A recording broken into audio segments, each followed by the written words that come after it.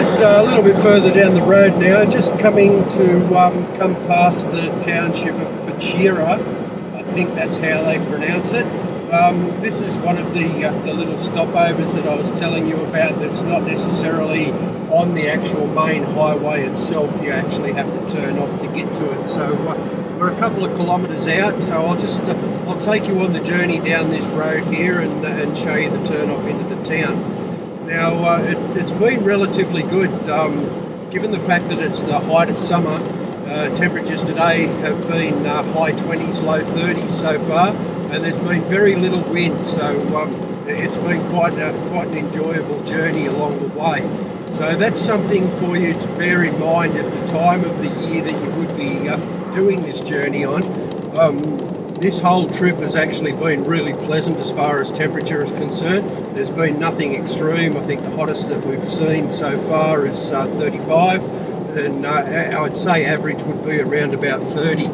But if you actually dig back into our archives there and have a look at last year's trip that Paul and myself done, Great Southern Land, you will notice that we made mention there was a couple of days that were extreme temperatures. One of them was as high as 49 degrees. So that was a quick refreshing swim in the Southern Ocean. It is cool, I'll give it that. And yeah, Gary reckons his car was showing 24, but it was showing 47 at the top of the range. So big difference in temperature from up there to down here, but I guess that's the nice ocean breeze that's blowing. You do need to make sure that you're travelling at the right time of year, or that you're prepared for the heat. There's another thing that goes with that. Out here you can have a very hot day, and I'll use last year as an example because it was extremely hot. 49 degrees during the height of the day, and at night I was sleeping with 2 sleeping bags over me in the swag. Because it can get very, very cold of a night time, and the simple fact of the matter is that there's very little to no cloud cover, so the heat of the day seems to dissipate quite quickly. Now, as I say, we're just coming into an 80 km/h speed limit ahead here, which is the turn off to Pachoria. Not like I say, excuse me for the pronunciation of these towns. And you'll see the turn off coming up here in a couple, or it's not even a couple of kilometres, it's a couple of 100 metres.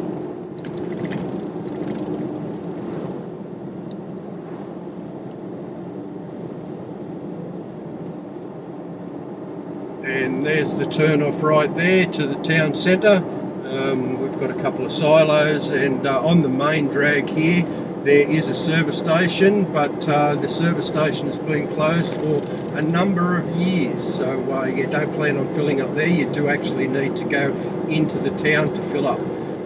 You'll also see the turn off, the sign there, the turn off to Streaky Bay. This is the eastern turn off. There are 2 turn offs to Streaky Bay. If you're going to head down to Streaky Bay, whether you're heading east or west, use this turn off. Use the eastern turn off. The road is very much better than it is on the western turn off, which is down in around about 15 kilometres.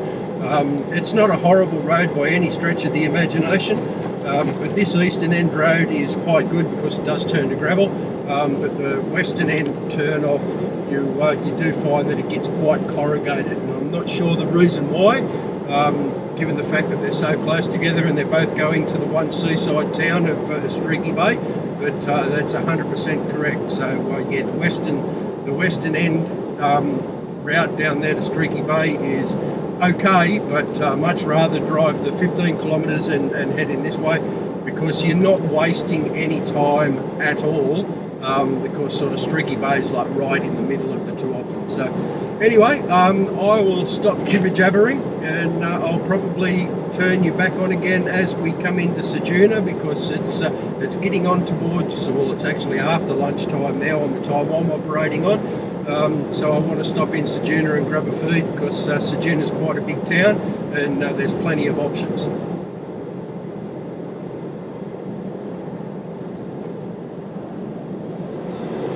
Well, g'day guys, and welcome back. Yeah, I have been driving for a good few hours now. We're not that far away out of Ceduna, probably about 20 kilometres or thereabouts. And surprisingly enough, temperatures dropped from 30 degrees down to 25, and I've been driving through some rain. So Telstra have upped their game. You've got phone connection virtually the whole way across these days if you're with Telstra. So I thought I'd take the opportunity to have a look at the weather map, and the weather gods don't seem to be overly kind to me. So apparently we're going to get some rain later this afternoon and this evening. So I've decided to take the soft option and phone through to Penong Caravan Park. I was going to stay at Penong anyway, or thereabouts. But yeah, I've organised some accommodation at Penong Caravan Park for this evening, just so I don't get wet, more to be honest than anything else. But if you are travelling this way yourself, there is plenty of free camps, both east and west of both Ceduna and Penong. I like to stop at Penong because that's probably the last of the cheap fuel before you get out onto the Nullarbor in inverted commas. Fuel prices have all been around about the $2 a litre mark, which is not too bad given the fact that in Perth when I left home it was $1.90. So you know, it's to be expected that you pay more, and particularly out across the crossing part of the paddock between Ceduna and Norseman. One little tip that I'll give you probably in advance, and I'll mention it again when we get closer, is Nullarbor Roadhouse, the most expensive fuel going across, always has been, and as far as I can determine always will be. It's probably 40 to 50 cents a litre more than anywhere else. So if you can organise your fuel stops around not having to fill up at Nullarbor Roadhouse, you'll certainly save yourself a quid. But anyway, my plan is to roll through Ceduna, stop and grab something to eat, and then trek on about an hour down the road to Penong. It's a lovely area. If windmills are your thing, there's a windmill farm at Penong which has the largest windmill in Australia in it. It's a 35-foot Comet. So hopefully I'll get some footage of that for you when I go through there. And other than that, I'll probably have a quick flick, and as I'm driving through Ceduna, Ceduna's quite a big town. It's probably, other than Port Augusta, the biggest town that you'll go through, and that's why I'm planning on stopping to have lunch there. There is quite a nice little seafood place just near the checkpoint, the quarantine station. Now, speaking of the quarantine station, it says quarantine station at Ceduna for eastbound traffic, so I don't have to worry about stopping there on the way home heading west. The quarantine checkpoint for me is at Border Village, obviously on the border of South Australia and Western Australia. So obviously no fruit, veggies, no honey and other bits and pieces there. They do check your vehicle, but strangely enough on the way across, the check when I stopped, particularly here in Ceduna, because you don't need to stop heading east at Border Village, gentleman asked me if I was carrying any fruit and veg. I said no. He wanted to have a look in the fridge, so I showed him in the fridge. Took him all of about 10 seconds. I asked him if he wanted to have a look in the freezer. Wasn't interested, said freezer wasn't his go, just needed to make sure I didn't have anything in the fridge. Asked or told me to have a nice day and then waved me through. So like the check itself wasn't overly rigorous. But having said that, I think that it's sort of a random type thing. They can really go through things, and other times they just pretty much wave you on through. So anyway, like I say, I'm just 15 kilometres out of Ceduna now, so I'll put this thing down as I roll into Ceduna. And yes, don't shoot me, I don't have a car mount on this one. I'm just taking you along on a bit of a journey, so I know it's illegal. But I'm doing it with as much safety as is humanly possible. The eyes are definitely not leaving the road, and that's why I'm all very hopeful that the footage is coming out okay more than anything else. So anyway, I'll let you go at that, and when I come into Ceduna itself, hopefully I can get a little bit more footage there. Or worst case scenario, when I stop, it's only about 500 metres away from the checkpoint, so I should be able to show it to you from there. Okay guys, See you next time.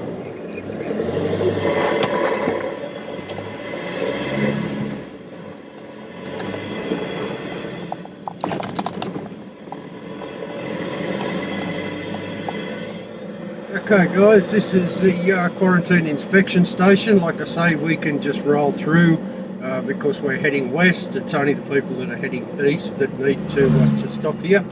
Right, there's a checking point right there.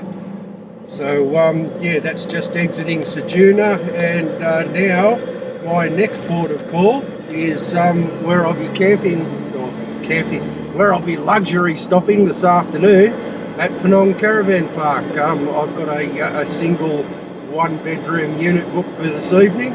Very reasonable price, $210, and that includes well, that's everything. It has cooking facilities, toilet, shower, and more importantly, a king-size bed. So that's going to be me in around about an hour, hour and a half. I'll catch up with you out in the road.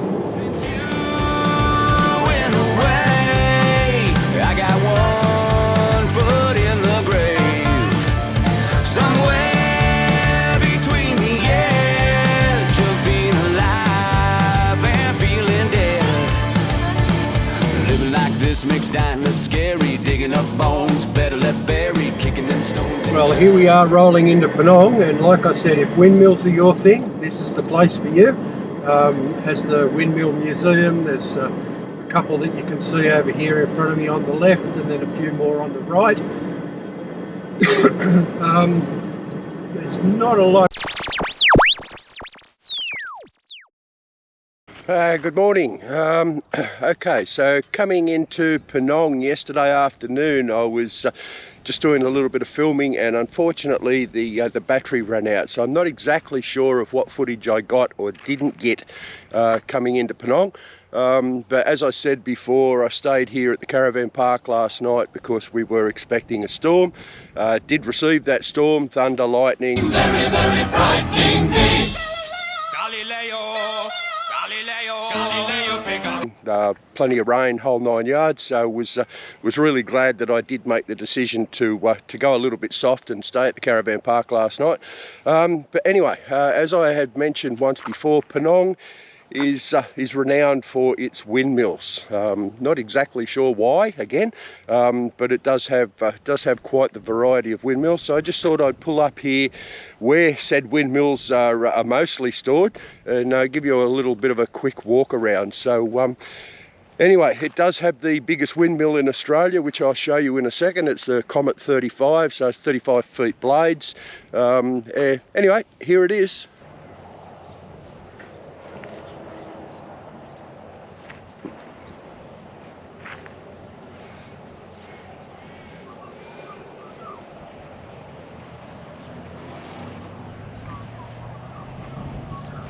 And that's the big girl straight there in front of you.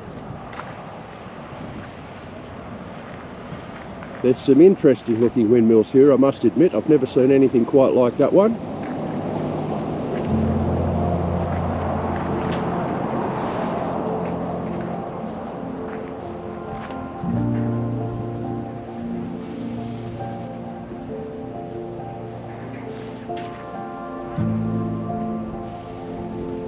So if you're looking for this place when you're coming into Penong itself, there's no real signage up for it, but just as you come into well, Penong's not real big, but just as you come past the service station heading east, take the first turn on your right, head down towards the caravan park, and this windmill farm exhibition is right there on your right hand side. You really can't miss it. Like I say, Penong's only got 3 streets in it, it's not real big.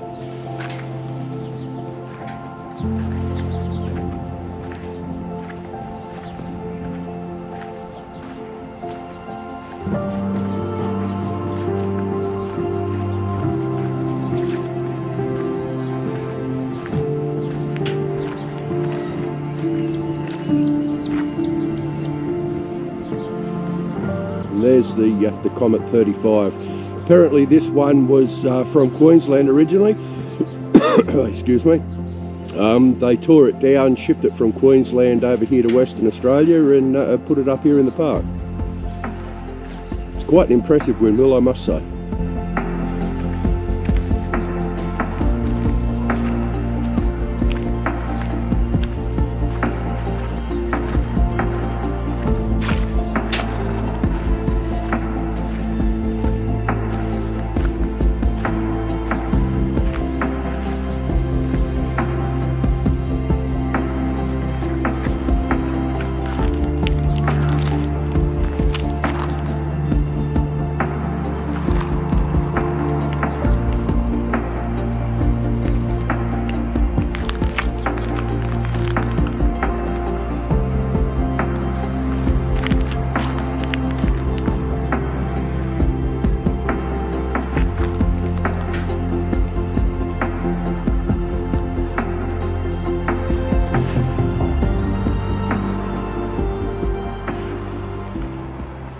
Okay, so the plan is here, as you can see, quite an overcast morning this morning. There's a little bit more rain predicted, so I'm still heading west, making my way home. Don't have any real plans on where I'm staying this evening, and yeah, we'll just work it out as we go, and I'll show you any sort of points of interest along the way. Oh, one more thing while I'm here, and just think of it. The Nullarbor golf links, it's the longest golf course in the world. So if there's any golfers out there, it I think holes 1 and 2 are in Ceduna. Then it works its way along. There's one hole here at Penong that you can just see, just like right over in the distance, tucked in right there. It's a par 72 course in natural habitat, natural land. So there's a lot of dirt play. But yeah, pretty much every rest stop or every fuel stop, there is a hole. They're all signposted. You can actually get an official golf card and have them signed off for you hole by hole at the service stations in the appropriate towns. So when we get further along in the piece, particularly out at Nullarbor, I think the hole there is called Dingo's Den. I'll give you a little bit better look of the golf course and that, because right about now I'm going to jump in the car and I'm going to head somewhere and grab a bite to eat for breakfast, and then start shooting off west. So I'll catch up with you out on the road. Cheers, guys. Well, we're a couple of kilometres out of Nundroo, which is the next town west of where I started off this morning at Penong. Still driving through pastoral farmland. It's rolling hills, so quite pleasant to be driving through here. And as you can probably see, there's a few drops of rain around, nothing too major. Just one thing that I would like to pass comment on. Hopefully this helps people. Driving along this morning, there's been a little bit of oncoming traffic, not a great deal, but quite a few of the vehicles that have been driving along heading towards me this morning haven't had their lights on. With an overcast day, a little bit of rain around, it just makes no practical sense. If you've got your headlights on, it's so much easier to see. So yeah, do everyone a favour, make sure you travel with your lights on.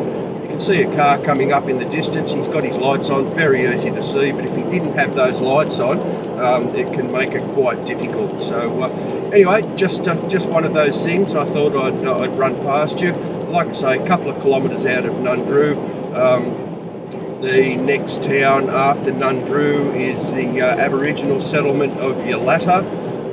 It's quite interesting. Yalata, years and years ago, used to have a service station there that had a lot of the Aboriginal artefacts and bits and pieces that you could buy, all made locally from the Aboriginal settlement. And that closed down probably 10 or 12 years ago. It reopened last year, early 2022, but unfortunately when they reopened it, they just reopened the service station part of it, and it's an unmanned service station. It's card only, which I think is a little bit of a shame. It was always nice to sort of stop in, have a look at some of the local artwork and that there by some of the Aboriginal artists that were living in the community there. So I think that's a little bit of history lost, but you know, it's one of those things, sign of the times, I guess. So anyway, I'll show you Nundroo. We're not that far out of it. It's just over here on the right hand side, and yeah, the town of Nundroo consists of a 24-hour service station, really.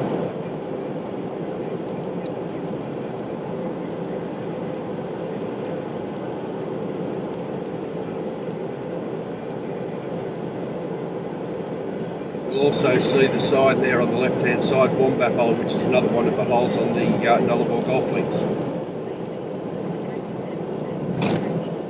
And that's Nundroo.